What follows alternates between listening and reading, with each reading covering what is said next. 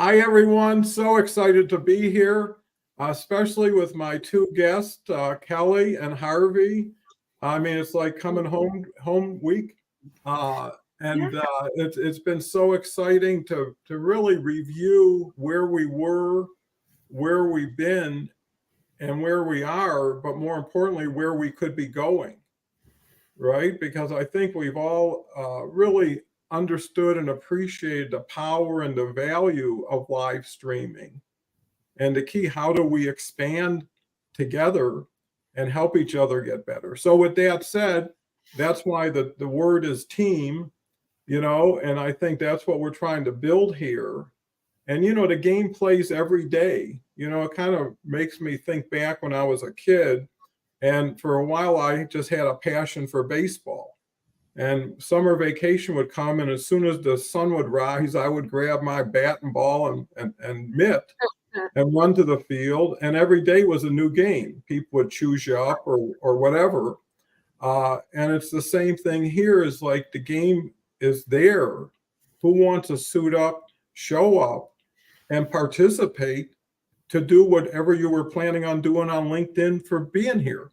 So with that said, chat's wide open. We depend on chat to be as relevant as we can. With that, I'll turn it over to Kelle. Kelle can bring you up to date. Kelle's also the host of The Awesome Journey with Christy Howard on Tuesdays at 1:11 p.m. Eastern Time. And Harvey follows our show and is really the meat and the sandwich between the two buns on at 10 o'clock. So you get a triple header if you choose to have the time and the interest. And, not only is it interesting what Harvey and Kelle are doing, but more interesting who they're doing it with, right? Every one of their guests, every one of their topics, I mean, is a way to really expand not only your knowledge of what they're doing, but your knowledge of what you could be doing, right? Which is so valuable, So anyways, Kelle, why don't you take over? Yeah. So good morning, good afternoon, good evening, depending on where you're tuning in from. Yeah, it's always so great to be here with the three of us. Teamwork makes the dream work. And it is hard to say or hard to go without mentioning during the whole process of live streaming that it hasn't been a team effort. We generally don't accomplish great things on our own. We need a team to support and help us. And I completely give credit to that for the awesome journey. I mean, Christy is my team, and I could not do it without her. We wouldn't have been doing it if it wasn't for Dawn and what we've learned here and to move on. And I think team specifically, and I think the quote that I put up on my post this morning was something about don't try to be the best on your team, be the best for your team. Mm-hmm. And because that totally resonated with me, because it's like if you got to have a goal, and as a business or a live stream, whatever it is, whoever you're doing it with, they have to see the goal the same way, and you have to want it the same way. And those are the beautiful things I think with teamwork, is that generally you put those goals on and you have buy-in with everyone around you and you trust everyone to do what they're supposed to do. You over exceed every time what that goal is. I mean, it's magic. And then you're like, man, why is this so hard sometimes? But it's usually when there's that person on the team that either has their own agenda or is doing their own thing, doesn't see the vision the way the rest does. They're just showing up to, get their time in their cube for the day or what have you. But my other thought came about team was it goes beyond obviously work, because relationships are teamwork.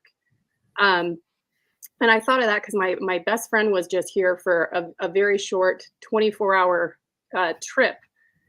And it was teamwork because we had to accomplish so many things in that very short period of time. And it's interesting, and you realize how blessed you are with people around you when you're like, hey, this is a last minute trip. We need to do X, Y, Z. And all of these people stepped up to make sure that we could all accommodate and make it happen. So I think it's important to look at that too, as teamwork is, a marriage is teamwork. So I think, again, it goes beyond just the workplace, obviously, that it's personal about how we do anything. And I think one of the things that you say an awful lot, Dawn, is if you can't, can we? And how much more we can do when we do something with someone else. Because you never know. And I've said, being a marketing executive for the majority of my career, I always would encourage my team and let them know that they've got a safe place when we're in our meeting together, because you need to have them feel safe to put out their ideas to be accepted, because a half-baked thought that someone throws out is going to go into someone else's brain and spark something that you never even would have imagined. So yeah, this is going to be a fun one, and I'm so glad to be with you guys this morning. So Harvey, what are your thoughts on it? Well, first of all, it's really cool to be back here. It's been a long time, and I've missed you guys. So it's lovely to be back. And lots of things that you've just said there, Kelle, resonated with me. Particularly, I want to excuse my voice today. I've been unwell, so I'm slightly croaky, and then I'll probably go squeaky for a bit. So that should be fun. But yes, especially the team that we are here, all of us here. And the three of us here as well. But it's not just where we've come from, with the great work of a team and thanks to Don, but it's where we're going still as a team. I think a team has to evolve and change. And just like you said there, Kelle, about relationships, friendships, they evolve, they change, some fade away, some are strong. I was having a really interesting chat the other day with somebody about the Dunbar number, and I don't know if you'd ever heard of the Dunbar number, but in fact he's on it's Robin Dunbar, and he's on LinkedIn. Actually, I connected with him, but he came up with this theory that you can only have 150 meaningful relationships at one time. And it's a very interesting one, because within that, there's your family, there's your friends, there's people you work with. And it's about how you can potentially expand upon that, especially when we live in a world where we can have such a big team, online. I couldn't help, but also when Don, you mentioned baseball, it has given me flashbacks to because baseball is not quite as popular here as it is in the United States. And I had a trip over to America when I was about in my 20s, and my friend and I bought a baseball glove and a baseball, and we were trying to find anywhere in Manhattan, which is not easy, to throw the ball to each other and practice, because like Don said, Americans can do that right from the beginning, like sort of about age 2 or 3, they're starting to throw that, and it's really difficult to catch in that glove. And we found a park, and it looked relatively quiet, and there was a bit that was cordoned off in the park, and we started to throw this ball to each other really, really gently, and no one was around. And then we heard out, "You suck." That's what they said. Baseball has some very interesting memories for me. Maybe I'll get better at it as I get older. I don't know, but the New Yorkers weren't impressed by my baseball skills. and you never forgot them either. No. I also went to a baseball hitting park in Coney Island and missed every single one of them. Well, that's the before picture. That's when one starts, and everything from that is nothing but straight up. And I think to Kelle's point, which resonated with me, was you go for the result or what you're looking to achieve, but along the way you find the people. Mm-hmm. And what you do now allows you to be with those people, right? So you get a double benefit as you get relationships that are grounded on like-mindedness or direction. And you also have the opportunity to ratchet each other up with knowledge sharing, with what are you doing next, right? It's almost like pick a card, like a community chess card if you're playing Monopoly. and you open it up and you say, well, this is go back 3 spaces or whatever. It's the same thing as like, who is trying a course? Who is doing speaking right now or wants to get into it? You know, who wants to do coaching? You know, because everybody's here hopefully for a reason and also for a purpose that they want to achieve somehow. And it could be financial, it could be whatever they want, thought leadership, or just helping people. And I think that's the key, is how do you expand your availability towards access and not just time, right? Because everybody will take time or ask for time.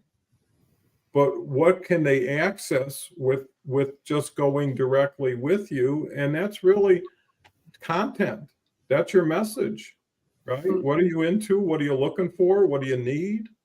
Why not? If that's your audience, if that's your community, if it's based on trust and likability, then hey, right now I'm dealing with this. And not from a problem standpoint, but from an opportunity, from an invitation. Who wants to join me? Or who knows something and wants to share something with me? It's kind of a cool marketplace if you know how to enter it and you know how to exchange currency in it. You know, so it's not crypto, but could be. Anyways, with that said, Debbie's here. You know, what I love about the people here, and I was just thinking about last night, and I love sharing my thoughts, is what you don't want in an audience is distraction or disruption. And when you have 7, 8, 10 pure-minded, interested parties who are there all the time with you, you've created informal groups, right, that people can enter. And that's another form of access. And then who do you invite to the show? And then who do you thank for participating in the show? And I think that's key, is that's how you cultivate and engineer a really cool community that happens organically and naturally. So, you know, with all your experience, Kelle, well, let's get to Beverly. Beverly's here every Tuesday, does a bang up job, just has wonderful information and has real life information, not just here's what I think is going to happen information. Hi, guys, following all of you, and you've been amazing. Yay, team. And, you know, that is the word of the day. And it's fun to be on a team with other superstars, with people who are out there pushing the envelope a little bit, you know, seeing what they can apply past experience to. Beverly says, no worries, Harvey. My husband comes from New York City. He got sunstroke as live came at 8 years old. Hated baseball ever since. I'm Canadian. Hockey's my game. You know, and every country seems to have their game and their team. And so, Kelle, you know, what have you started to gain insight into by all of these different opportunities to relate to people? I mean, a great example is earlier this week about team, when, you know, you were on your live on Tuesday and Harvey and I were both like, hey, we can't we can't find it. And then finding it. I think there's something, you know, in those moments that are coming to me, and how blessed we are to have people that take the time to care enough to share. Because some people would have just gone to the profile and been like, oh, it's not here, whatevs, I'm moving on, instead of saying anything. And to help one another. And I think I've said this on another show. I can't remember what the topic was off the top of my head at the moment. But I worked for someone that at the time, his philosophy was that he only hired people who were in sports at some point in their life or on a team. And particularly his sales team, because that meant they knew how to work in a group and not be the one that needed to stand out without the success of the team as a whole. And I thought that was super interesting. And I think, you know, at least when I was a kid, I think that was part of why that we needed to be involved in sports. Like, we had to do something. because when we were kids, it was like when the sun was out, it was like, get out of the house. Like we weren't allowed to stay home. You had to go out and play or be involved in some sports. And the other thing that, that I certainly learned, if we committed to something and we decided we didn't like it, you committed to this season or whatever it was that you had to finish. Which is a great lesson. When you commit, you've got to stick by your word and follow through because there is a team that is counting on you to show up. And I think the other part of that is you have to learn to lose graciously. And I think those are important life lessons. And, learning to lose gracefully is something we need because life isn't always wins. And I know this is controversial for a lot of people, but I was never down or understood like, why does every kid get a trophy?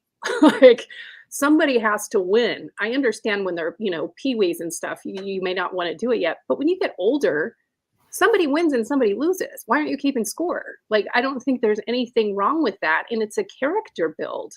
And I think when we're around people, or this is me, when I was around somebody that was better than me, it just made me push harder. It didn't ever make me feel like I was less than. It was just like, oh man. And then you start breaking your own, records or personal records, whatever it is that you're keeping. And I think that's the same thing in the workforce. When we're around people that have accomplished things and we've seen their career or watched them, makes us go, wow, I want to go talk to them. I mean, that's kind of how I picked my mentors or the people that I would be drawn to as a young person in the business world, because seeing them achieve and being like, I want to know how they did it. Like, what do you recommend?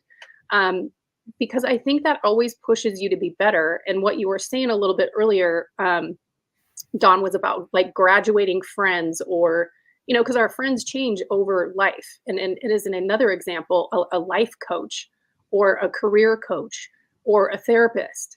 A lot of times we outgrow them, and that's because they've done their job of where we need to go next.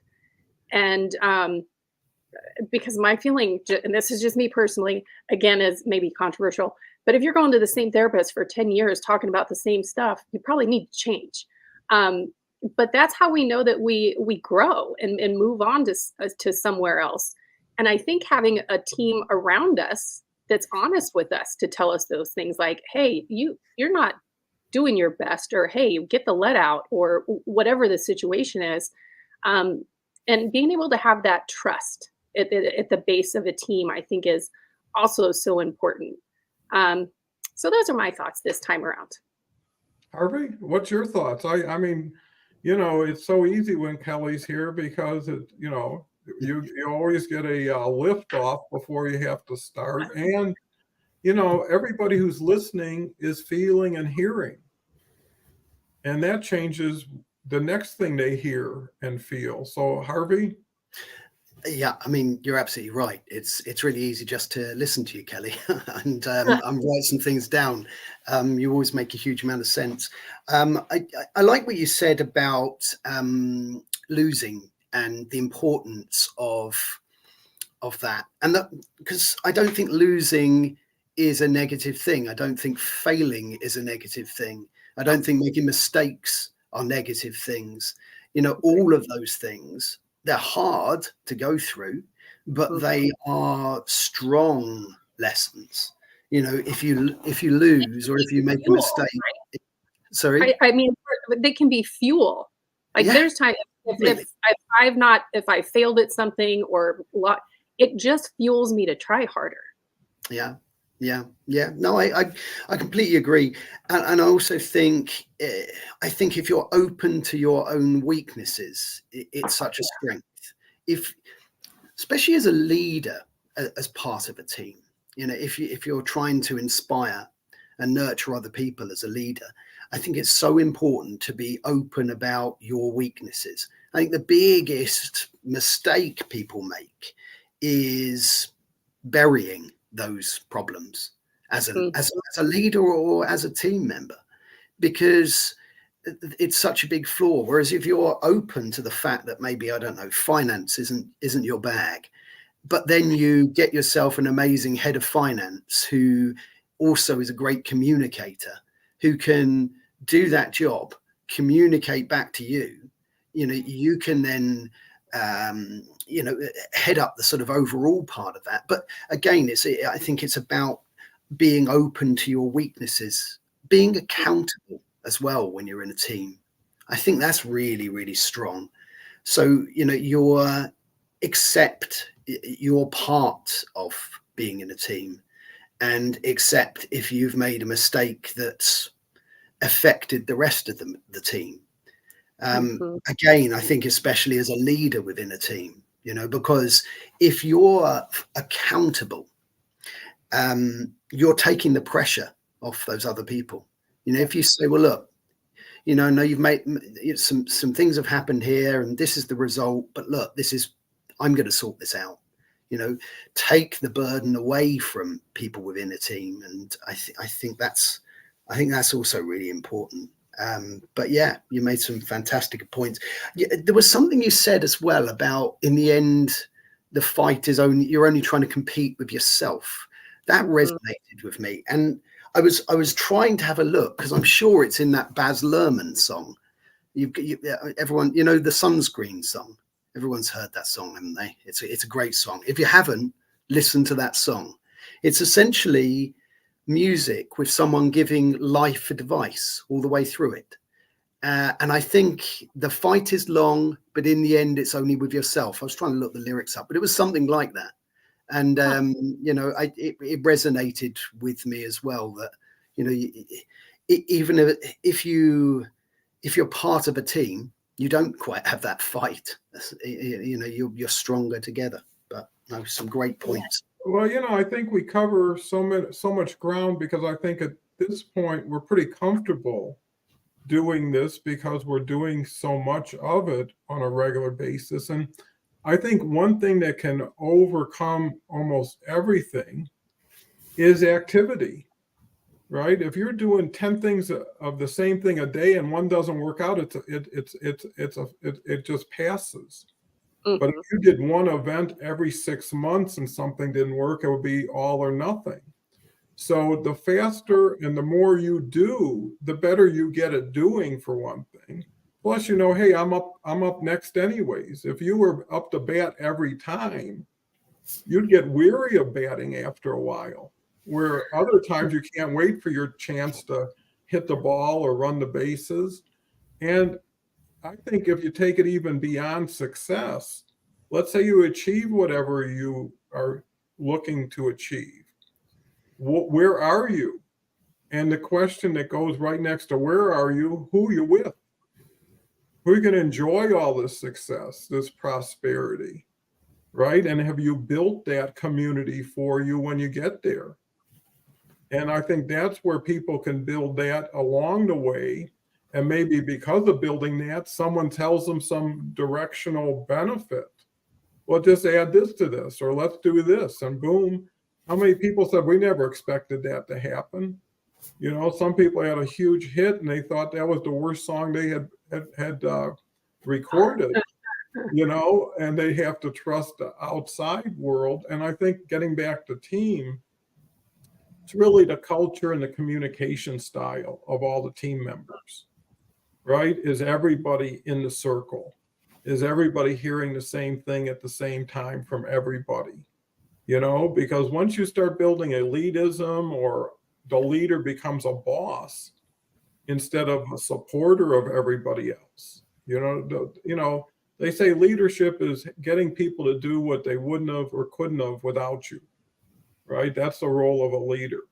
So if you can elevate people and force them, I think to Kelle's point that, hey, there's positive and there's negative, right? If you don't perform, you probably don't play as often, right? If you get out there and start doing stuff, you're going to get more playing time. And everybody has to have a vested interest. But in most cases, if you talk to leaders, what they find lacking is passion. Talking to people who are just out of energy, out of interest, they're just walking through life or walking through their job, knowing it's always going to be enough. And how do you get people moving? And the only way you can get people moving is to shake things up and make change, right? Because, okay, we all covered this level. Now we're going to this level. Before I swing it back to Kelle, it's funny how another thing, comments are like 5 minutes lagging behind time. So they do catch up. Okay, Linda's here. Linda's here quite a bit. She's a lovely lady with a whole lifetime of experience. Good morning, special people. Love having moments we can be together, share, grow, and see great things happening for you all. Thankful to have found a great person to gather us together for amazing times together. And, you know, it is what everybody has made it. And I think that's the key. We're a team here. When I was by myself, and I can go back, and you can probably go back on my YouTube channel, see what I was for 8 minutes by myself, and how when I really did better, I got to maybe 9 or 10 and said, there's just not enough of me for me here. And once Kelle came on, Harvey came on, I can list, and most of you have seen, met these people and have developed relationships because there's collateral benefit, right? Everybody that comes in here is open to connect, I would assume, especially if you shared, you saw them and you like what you heard. And everybody that's doing something, you know what they're doing. And that's somebody you could say, I have a question, or I'd like to spend time. Because, you know, I know for myself and Kelle and Harvey, we love to see the face behind the voice, you know, behind the comment. We love to meet the person and, you know, get feedback on what can we do better, you know? So it's not someone just reaching up. It's like, you know, just like the other day with Kelle and Harvey independently said, you're not showing up, you know?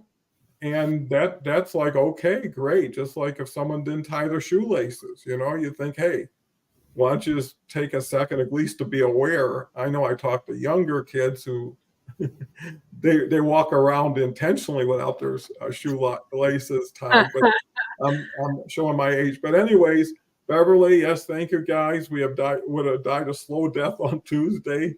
Picked up for each other, and you know that's what we'll remember is not the mistake in a sense, but the recovery. You know, the teamwork. You know, it's not when it's smooth sailing and everything's perfect. It's when you hit a rut that everybody gets out of the truck and gives it a push and gets you back on the road. Dennis is here. Dennis is always here. What a great guy. Agree, break a record, keep your score, just don't ignore. Debbie comes back, fail forward, go team. You know, I always love being part of a team, and I think that's why professional sports do so well. You know, on a Sunday in America, people are putting on certain jerseys. They're getting their buddies together. They're buying the beer and the pretzels and stuff. You know, and it becomes more than a get together. You know, it's like the special part of the week for some people, or the year. And I think that's where celebration comes in with teams. You know, you ever see the end of a championship and the champagne's flying and all this crazy stuff is going on? It's really interesting. But anyways, I guess I'm in a talkative mood today. Dennis is agree, lessons are strong. You can't go wrong, and you're willing to learn and earn. For sure. Beverly, failure helps you to learn. Yes. And you know, one thing about failure, if you're used to it and you don't mind it, it's really a good friend. It's not a welcome friend, but it's like, yeah, thanks for pushing me back 3 spaces because that's what I needed to be. And you know, if you're pushing the limit, you don't know until you hit it, right? It just tells you, here's where I got to start backing off from it. So for sure, Beverly, love that. Harvey, you're only in competition with yourself. And Dennis, agree, activity is so much better than negativity. Thanks for actively reminding us. And one thing I'll say before turning it back is you are competing with yourself. And I think the key that I learned a long time ago is optimize your strengths and accept your weaknesses, right? Because that's where the value is going to be, is first of all, where you're passionate, where you really are driven, And some people will just never be good at something because they don't care. It's not they're not capable. Some people are never going to be good at business because they're not business oriented, and it bores them or turns them off versus maybe being of service. But if you can focus on what you're strongest in, and like Harvey says, fill in, build a team around you that says, hey, I'm going to, just like when you're drafting a team, need a quarterback, need a defensive person, right? Where do you need your help? They say Thomas Edison had a 5th grade education. And at one point he owned more patents than anybody in the country. And he said, I don't know very much about anything, but I do know how to find the people who are, right? And that's all he wanted to do, is bring these great minds together, build these wonderful laboratories, and let them loose.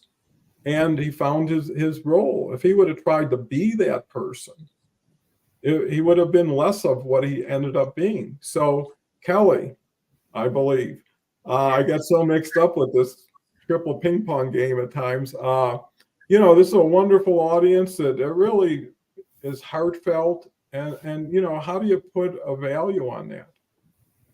You don't. I think you both made several points, and one that stuck out with me, Harvey, is about accountability for the leader of a team. I think that's huge. And I think that was on an earlier conversation this week or maybe last week, recently, about leadership and being accountable, because I feel, and this is just my experience, and I'm talking, of course, business and being the leader of a team, is recognizing the strengths of your team and enforcing those, because you're right, not everybody's good at everything.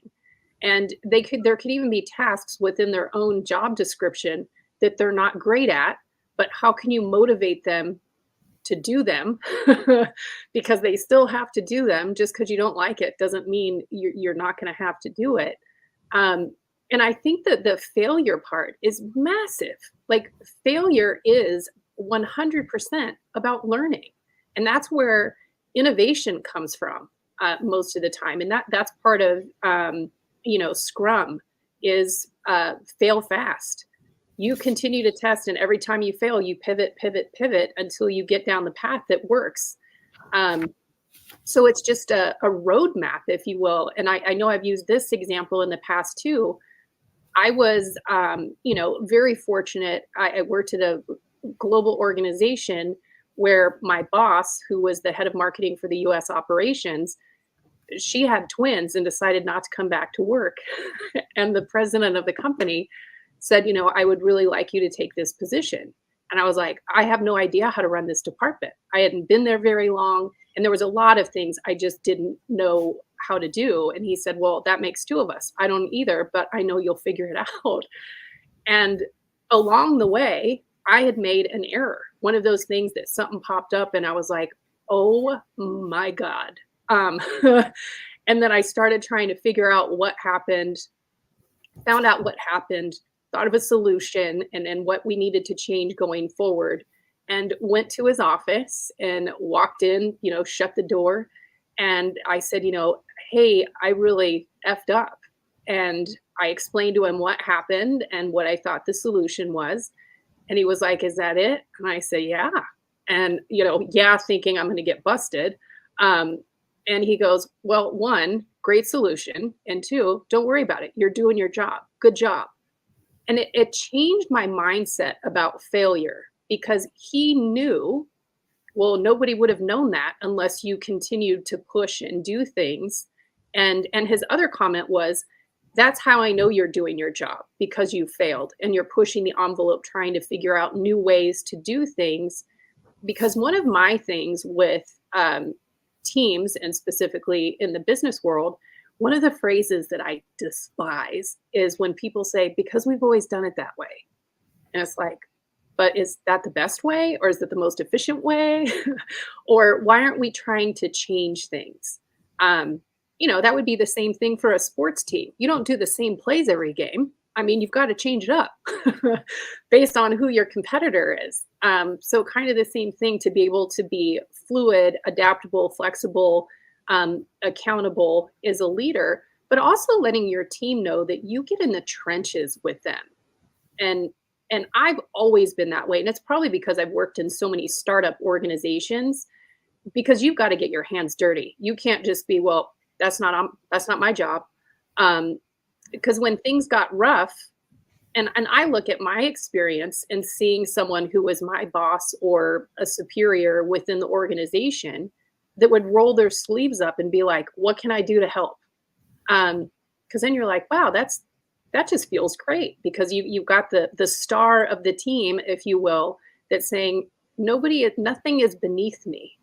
And I was never defined by a title, and I never wanted my team to feel like, yes, I am the one in charge, but it's a team effort.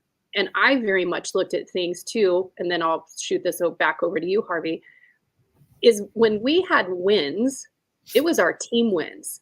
I didn't win, our team won. And when we had losses, we had a huge error one time where 10,000 of something were printed and there was an error in it. So we had to have it reprinted, which was a nightmare. But I took the responsibility. And I remember the COO at the time wanted to know who in the F did this. And I said, it doesn't matter. It's my team. I signed off on it. It's my responsibility. And because it is, and that's how I feel. And I also was like, I knew that he would then judge that person based on this one thing, which wasn't fair. And then I think that's an important thing too, as a leader, because I think we've, unfortunately, most of us, if not all of us, have worked with that person who took our idea and took full credit for it openly and never even said that you were involved. And then you watch them get all this glory and you're like, seriously, you couldn't even give your team some props, or your peer who gave you the initial idea of where to go with this. Yeah. So those are my thoughts this time around. Harvey, I know Great. you've been anxiously. I'm listening with intent. I was. I think you've made some really, really good points there, and really nice to hear that in a sense of a story that's from your working life, because it makes it all the more relevant. And I think you're absolutely right. I think when things go wrong, that is the place of innovation, as you said. Our fears as well. Oh, yeah. Our fears can hold us back, but then conquering them can absolutely drive us forward. I mean, I'll give an example. The show that I do on a Tuesday, my biggest fear when I started that is no one would show up. That was definitely my biggest fear. And no one showed up week 2. It turned out, I know you were, yeah, you showed up. It turned out to be a LinkedIn issue, but the point is that was my biggest fear. It happened. We had a lovely show together. And what that then inspired is doing other things with the show, different things with it. And talking then to potential guests about, because it's not just my biggest fear, it's also especially on a newer show, it's a guest's biggest fear as well, or one of their fears. So you reassure them by saying, well, look, it's a body of work. We do other things with it. There are YouTube shorts, how-to guides. And as I say, it was a learning for me. It was potentially something that you could take as something negative, but it wasn't. It absolutely was a positive thing. And now, you never guess what? It's not my biggest fear anymore. So it was a great thing to do. I also think that you learn by making mistakes. I think you have to fail at things. You have to. I remember, talking of mistakes, I made an error going back a long time ago, and it was adding up a tender. I was quoting for something and I added it up wrong. And I'd added it up and it was about £10,000 more than I added it up as. And I presented it to a customer and they wanted to go ahead. They were very happy with all of the price, everything. There was months of work in it. And then when I re-added it up, I said, oh my goodness, I've made a mistake. It's £10,000 more. And they didn't go ahead. But my goodness, that was, and I remember talking to my dad about it at the time, because I was lucky enough to work with my dad towards the end of his life. And And I said to him what I'd done. And he said, well, look, you know what? When I add things up, I always add them up, get to the figure at the end, and then take them away again and see if I get to zero. And I always remember that advice that he gave me. It came from a mistake. And he probably gave me that advice beforehand, I'm sure. But sometimes you have to learn by your own mistakes if you can. And if you're wise enough, you can look at how somebody else does something and springboard from that and get into a position where, you know, you're not having to learn by those mistakes. I mean, franchising is a good example of it, because that's what you buy. You buy a model where someone has spent 10 years making costly mistakes and got it to a point where it's a successful model. So you're buying time, and you're buying the fact you don't have to make those mistakes. But mistakes are definitely a positive thing. You know, I also like what you said about getting stuck in and, you know, and showing people that you do the work. I think that that's really useful for two reasons when you come into a business. One, it shows people that you're willing to do the work. You know, if it's a hospitality business and you're going, let's say you're going along to have a look at a restaurant, see how it's running, talk to the manager, etc., etc. Well, if you get in the kitchen and start doing some washing up or clearing some plates, right? Number one, you'll be respected by the people that are working there. But number two, you'll be able to really see how things are running by getting into kind of the engine of things and the mechanics of things. So I think it has real value when you're part of a team to get stuck in. It's a relevant thing, I think. Excuse me. Well, you know, to the points we're making is people want to know they're respected, appreciated. And because who's going to care about you if you don't care about them? And their role is supporting you, right? And why would you stop the chain or the circle of benefit? You know, I know the Hyatt chain used to have a policy that all the top management would have to take a regular job every year for a day or two. Somebody would have to be a doorman. Someone would park cars, you know, whatever it was, you know, the founder, the CEO would have to do that to appreciate better what goes on, like you say, and to show they're no better or worse than anybody else. The thing about bootstrapping, like I always did, is I was the first person to open the door, and everything that happened after that, I had to unload a truck, stock something, price something. I mean, so when you do hire somebody, you know exactly what it was you were doing. You know exactly what they're going to take away from you to allow you something else. And usually the rule of thumb is you get to 150% of a job and then you hire somebody, right? So because, you know, at that point you need to, but the whole team element is getting the synergies, getting the leverage of the different people. And also a team is like a garden. Some people need more watering than others. You know, some people need more pats on the back and more recognition, and it gets them up that level. And some people are a little bit more independent, a little stronger, and really don't want to be exposed all the time for everything they did. But, you know, it's also the participation of the win, right? If it has a big sale, is there a bonus? You know, is it more than just kind words? Is it like, hey, and is it unexpected bonuses? Those are the best kind. It's something to say, if you hit this mark, we'll give you 10%. But what if you hit a mark and all of a sudden someone gave you an extra 10% that you were never expecting? And all you know, and you would know that it wasn't part of the deal when you first started. And I think the other aspect is you got to know who you're working with. And the only way that's going to happen is ask questions that are honest, sincere questions.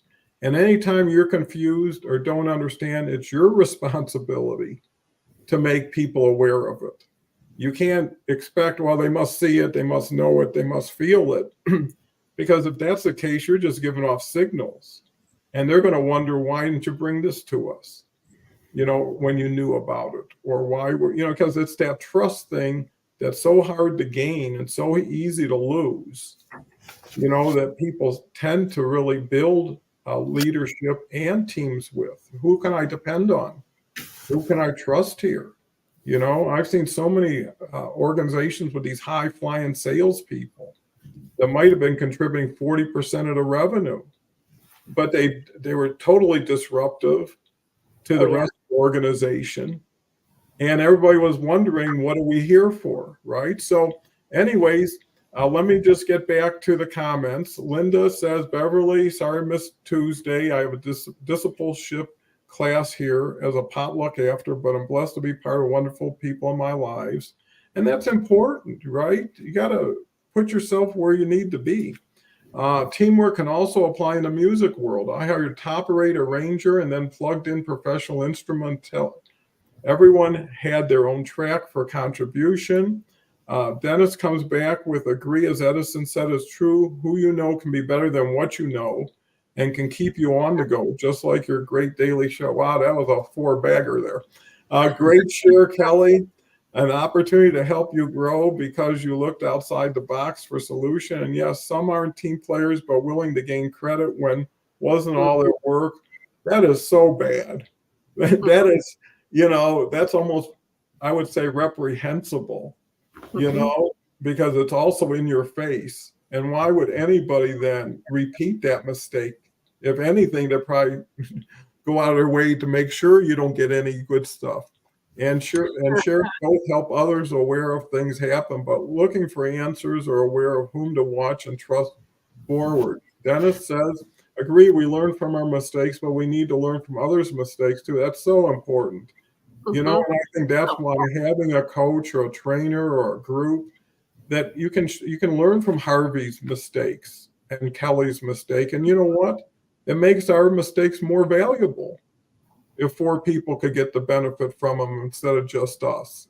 If you can tell somebody where the ledge is and maybe put some caution tape around it. Agree, we learn, okay. And then Christine, great to see you again, Christine. I admitted to an expensive mistake with a client. He not only told me, that took a lot of guts. He agreed to meet me halfway and then offered me a job. You never know what you don't know, and it never hurts to say what you don't want to walk away not saying, because it'll haunt you. I had my chance. I could have said something and blah, blah, blah. And we got Omar here with Zoom party. Good morning, guys. Good to see you, Omar. Nice collection of wonderful influences here today. So, Kelly, this has been pretty incredible how we've stretched team. Yeah, so many things in that. And one of the things that came to mind while y'all were talking is for my team, about everybody learns differently on a team, and understanding that, figuring out, because some people like more autonomy, some people need to be a little bit more micromanaged, and figuring that out. And one of the things that I used to do when someone would first come on my team, if this applied to the position, is I would give them a task with minimal instructions, and it would be something that they couldn't mess it up. Like, you're not going to impact any functionality of the team or within the organization. Here's a task, minimal instruction, to see, are they going to come to me and ask for more questions? Are they going to sit and be completely stifled because they don't know where to begin? Or are they going to be like, this is awesome, and try something and then come back, just to see how that they approach a task. And if I could see that they were stifled, because some people get overwhelmed with lack of instruction. And then they're like, I don't know what to do. I don't know what to ask. And if they're new, sometimes they can feel intimidated because they want to fit in. Everybody wants to fit in right away. But in it, however they would respond, I would always have, a meeting with them after, hey, how's it going? How can I help you? And again, try to encourage, because you can tell when somebody has no clue what they're doing, and they don't want to ask, or they're embarrassed, or the one going, nope, I've got some great ideas. I have a couple of different ideas that I'm going to throw by at the end of the day tomorrow. Is that okay? So figuring out how your team works so that you can help them be the best versions of themselves. I don't like micromanaging. Like, that's not my jam. Because my feeling is if I have to micromanage it to such a degree, like what's the point of me having you if I have to walk through absolutely everything the whole way through? But some people need in the beginning, what is your game plan? Do we need to go over your game plan? And knowing which team members need that, as opposed to the ones that you know that they're going to go even beyond what you would have recommended, that they're fine thinking outside of the box on their own. And other ones, once they get that, the ones that need a little bit more direction, over time, they start doing things that they normally wouldn't have done because they're outside of their box now. They feel confident, and giving positive reinforcement. I mean, I think that's so important. And you can also have those hard conversations with a team that don't feel bad in the sense of transparency and accountability, right? I mean, because bad news when you're being transparent and honest, just like Christine's saying about, the client where she made a big mistake, but she owned it. You have respect, and I'm the same. If ever I've had a vendor or a teammate, whatever you want to call it, and they've come to me and said like, wow, I really effed up. This is the issue. This is what happened. I respect that. It's the other side of that we don't like, right? When somebody does something, they don't admit it, they don't come forth and say anything, and then later you find out about it, well, then you're pissed. Like that's when you were a kid and your parents would go, did you have a cookie? As you sit there with cookie around your mouth and you're like, no. If you lied, you were in more trouble. And omission is lying. So yeah, those are my thoughts right now. I think they're wonderful thoughts, Harvey. Yeah, I'm now picturing you. I think you were speaking from experience about the cookie there when you were little, weren't you? I'm a terrible liar. My mom was like, all she ever had to do was look at me, and I'd be like, yes, I did it. My parents, when I was young, used to use a classic on me. I'm not angry. I'm just disappointed. Oh, that's the worst. But yeah, but it's really interesting what you were saying there about giving that task. I found that really fascinating about giving somebody a task that it's early on, just to see how they deal with it, because it shows to a degree, obviously, like you said, they're new. There might be some things there that they wouldn't have done if they'd had the job a little longer, but it is really interesting. Because you will get somebody who thinks, well, I don't mind just coming to you and saying, look, you give me a task here. I want to ask a series of questions, happy to get on with it, but really want to know what we need to achieve here. And you'd think, okay, that's interesting. They're still going to do it and take this off, but they're taking the initiative. And like you say, you then got people and go that, oh gosh, I don't want them to know that I don't know what I'm doing, or I'm confused. I might look stupid. And I think I'd never heard of that before. And I thought that was a really interesting way to approach a team. If you were somebody, I highly recommend it. It worked magic. I mean, it was so good. I think it was really interesting. Oh, Don, what time is it? It must be time for a prop. It is. Some kind of noise to make that happen. Like you need a boing or something. Actually, this prop will make a noise. So there you go. My wife helped me out with this prop, so I have to name check my wife because I asked her. Right. So, in fact, I'm going to show you part of it first. So here we go. Here is a little brick. Can you see that? Oh, yeah. And it's a Jenga brick. So I have a Jenga tower now. I don't know whether you can see this. Can you see that? Hold on there. Yes, now we can. Okay. Oh, I love Jenga. Yes, everyone loves Jenga. And what I liked about this is the fact that when you have a Jenga tower, it's bigger and more impressive than the brick on its own. It's made up of lots of different bricks, some of which, when you take them out, the tower still stays strong. And you can take a few out. And it's just like a team. You've got people that are holding each other up, and you've got people that are supporting one another. And sometimes when one leaves, it's easy enough to put some back. But what you've got to remember with this tower is if you take out too many, and if you take out the wrong people and you don't think about it carefully, I really wanted to do that. That can happen. So I love that. the point I was making, I think, with that is the fact that you have a team. It's made up of all sorts of different individuals. Everyone carries with them different strengths. You support one another, and you have to be careful. A team is a delicate balance. So, build a team with strong foundations and be careful and nurture that team. And be careful how you take people out, and make sure that they're nurtured and looked after. I think is my point with my lovely Jenga tower. Well, I think that was a great prop, and I would feel I wouldn't Thank be you, angry, Mr. but I'd be disappointed if you wouldn't bring a prop with you. So Yeah. to follow up, Dave comes in. So sorry, came in late. What appears to be a great discussion. Team is wonderful. Word of the day. Dennis says, agree, we have to continue to learn, especially when we have no clue to know what's new. And, you should identify the early stages as being in the learning curve. And everything makes sense in the learning curve, right? I'm here to learn how to do it. I'm here to learn how to do it better in time. And, okay, you don't know what the mistake is going to be, but you know it's going to happen because you're on foreign ground with no information and you're trying to be intuitive. And it's kind of like putting together a lawnmower and not looking at the directions.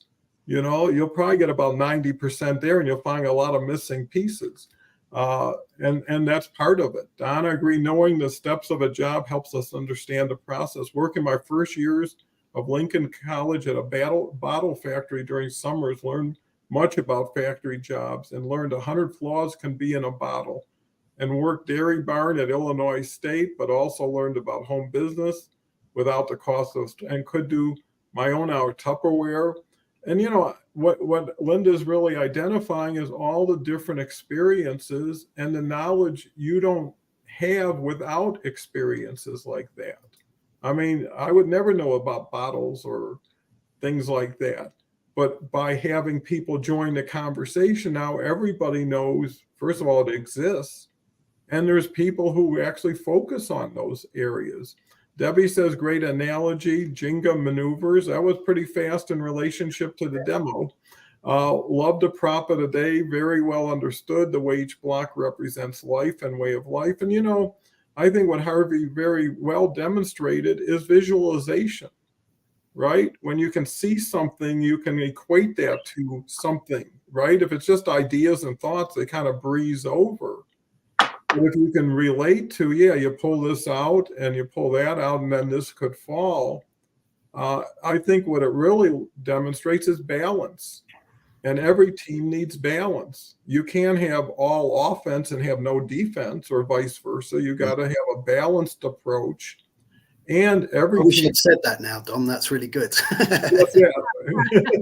Well, you see, that's everybody. That's the benefit of a team, you see. That's right. The nice thing about a team is the next thought is everybody's thought, right? If you take credit for the gains and you take credit for the challenges, and it is, how do you lose? And also, how do you win? Right? There's really bad winners just as well as there's bad losers. The bad winners are the gloaters, the ones that are always pushing in your face or making like they're so superhuman. And you know what? There's so much luck involved, especially in athletics. A second, an inch could make the whole difference between a win and a major loss. In business and life, it's the same way.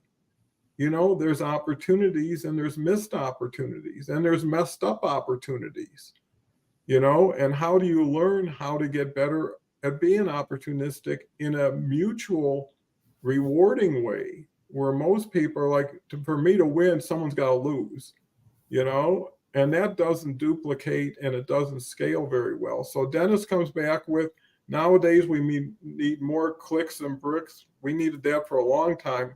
You put a lawnmower together without reading instructions, you won't cut it. Yeah, and I used to be a very big Toro sales guy, selling lawnmowers and snow throwers, so I know exactly all about that stuff. So we're at 59 on the hour. With that said, I'll let Harvey do his final thoughts and then move it to Kelle and then move everybody along to their wonderful team-oriented day. Harvey. No, I just wanted to say thanks for having me here today. It's been lovely to come back. I always have such a good time, and I get such value from being part of these conversations. So I wanted to say that we are all a team here, and you're all part of my team. And I want people to connect and collaborate and, work together, and see, there's great people here, see who you can work with, what you can do, how you can help them, how you can add value. It's far beyond the fun that we have today, what we can do together and the power of a team. So keep connecting, keep collaborating, and reach out to me if you need to.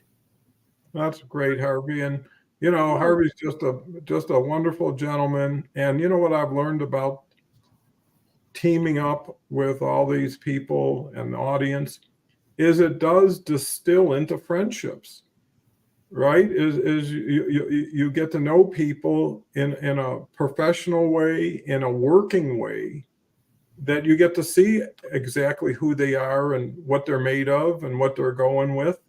And I think to the earlier point of having 150 relationships, it's a pretty good idea to take things that haven't worked in a long time and optimize them with things that are working in people. So thank you, Harvey. It's always a joy to have you. Now, Kelle.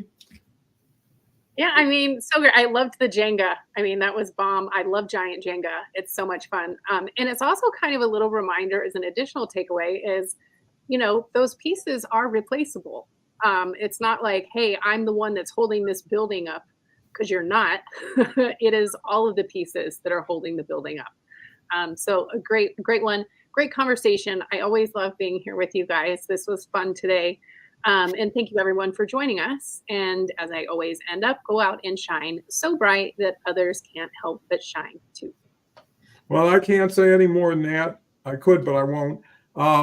And with that said, thank you very much. Come back in 23 hours and I'll tell you who's here tomorrow.